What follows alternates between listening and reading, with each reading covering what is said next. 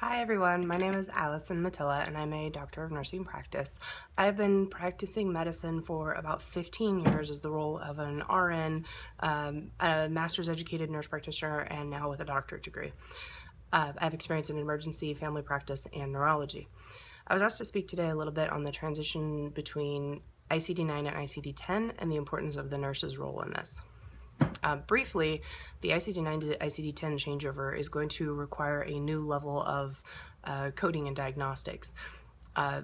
In the past, for example, a physician will see a patient with numbness and tingling in their arm, diagnose it with carpal tunnel syndrome, and try and get testing ordered with a diagnostic code for carpal tunnel syndrome.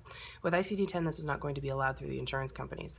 Now, the coding will have to be based on the symptoms and not based on the diagnosis. In the nursing world, we are taught to treat and diagnose based on symptoms and based on the experience of the patient. It's a little bit different in the medical world, as they treat more on an algorithm based on the differential that they come up with upon seeing the patient. Now, physicians will tend to code based on that differential, which already has complete diagnoses on there, which ICD-10 will not allow. For example, if a patient comes in with the aforesaid numbness and tingling of the arm, carpal tunnel syndrome will not be an allowable diagnosis. They won't cover nerve conduction studies on these tests because then the patient already has a diagnosis and they'll be considered medically unnecessary. So these patients will have to be coded with dysesthesias of the skin or paresthesias of the skin, and even more specifically, the extremity that's affected.